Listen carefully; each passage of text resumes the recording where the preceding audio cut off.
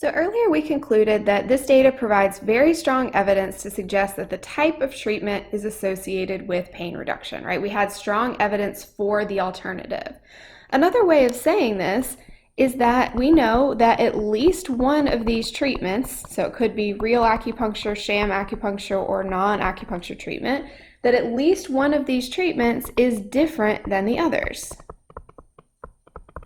This isn't exactly useful though, because we really want to know which one works better than the others, right? We know that at least one is different, but right now we don't know which one or which ones are different than the others. So to answer that question, we're going to need to do some kind of follow-up analysis. One way to decide which treatments are significantly different from each other is to use pairwise confidence intervals. So this is an option in our applet. Down here at the bottom on the left side, it says 95% confidence intervals for difference in proportions. And it'll compare each pair of treatments, real sham, real non, and sham non, and give you the confidence interval for each one. So each of these is for a difference of proportions, comparing 2 of the 3 treatments. But you may be thinking, didn't we say we don't want to do pairwise tests because we could end up with a higher type 1 error rate? That's true. That's the problem with pairwise tests. And so that's why we're using them here at the end. So we're using them not as an initial test, but as a follow-up. So we're going to follow up with pairwise tests like this only if we initially rejected the null hypothesis. So if we rejected the null hypothesis that says pi r equals pi sham equals pi non, then it's legitimate to follow up and try to figure out which of these groups are different from each other. Whereas if we were starting with pairwise tests from the very beginning, we would have no real reason to believe that there is a difference, and so we would be more concerned about that type 1 error rate. So before I go further, take a second and look at these confidence intervals. Specifically, you may want to pay attention to which confidence intervals contain 0 and which do not contain 0. And what can you say about the data based on these confidence intervals? So pause the video here, take a second to think about the information you're given.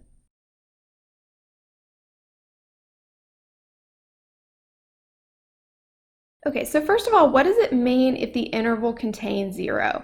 Right, basically that means that it's plausible that the difference between the 2 proportions is 0, right? So another way of saying that is that it's plausible that the 2 treatments are actually equally effective, right? If we look at the difference in proportions for those treatments, that the difference could be 0. So that's the same way of saying that the treatments are equally effective. So this is the situation for pi real and pi sham. Right? We actually cannot reject the hypothesis that those are the same, right? That the probability of having pain reduction with the real acupuncture may be the probability of having pain reduction with the sham acupuncture. So in other words, these are not significantly different from each other. The other confidence intervals do not contain 0. So if they don't contain 0, that means that 0 is not a plausible value for the difference, right? It's not reasonable to believe that these 2 treatments are actually the same in their likelihood of pain reduction. So in this case, you would reject the null hypothesis. So let's start with real and non. So you would reject the null hypothesis that pi real is equal to pi non, right? So that's the same thing as saying real minus non is equal to 0.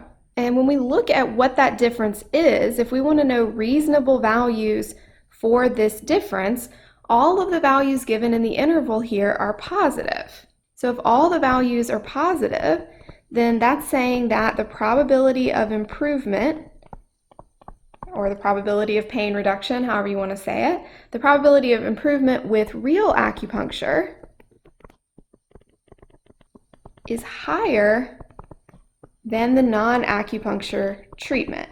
And this is really saying something, right? Because when we're saying non-acupuncture treatment, we're not saying that they got no treatment. We're just saying that they had more traditional therapies like drugs and physical therapy and things like that. And the acupuncture is actually seeming to work better than those things. So earlier we said that real acupuncture doesn't seem to be better than sham acupuncture, but that doesn't mean that it's not working, because even the placebo effect can be very powerful, maybe even more powerful than these conventional therapies. Okay, so we think that the probability of improvement is higher with the real acupuncture. How much higher? So for that, we can interpret the confidence interval, right? This is used to estimate the difference. So we can say we're 95% confident that real acupuncture increases the probability of improvement by this amount. Right, so this is telling us not just that it increases the probability, but by how much. So by 0.1356 to 0.2689. So that's how much we expect the probability of improvement to go up for real acupuncture, and this is compared to non-acupuncture treatment. And we probably want to be pretty careful of saying what we're comparing to, since we do have 3 different treatments that are involved here. So using this confidence interval, we were able to say that it's not reasonable to believe that the treatments are equal. In fact, the probability of improvement is higher with the real acupuncture compared to non-acupuncture treatment. And we can also use the confidence interval to say how much higher. And I'm not going to go through this again with the sham acupuncture because it's all going to be really similar. So you're going to have basically just the same interpretations for this other difference, pi sham minus pi non. So how could you summarize this? If you wanted to tell somebody what's the outcome of this study, what could you say? So I would probably write it like this: both real and sham acupuncture based on this study are more effective than the non-acupuncture therapy. So that was like drugs, physical therapy, things like that. So both real and sham acupuncture are more effective than non-acupuncture therapy, but real and sham acupuncture are not significantly different from each other. So it doesn't really seem to be about the specific points. It seems to be more of a mental pathway to dealing with the pain. They're not significantly different from each other. So of course, this is just one study. You probably would want to look at the broader literature and see what's said about acupuncture versus other therapies for chronic lower back pain. But this is how I would summarize the results of this one study.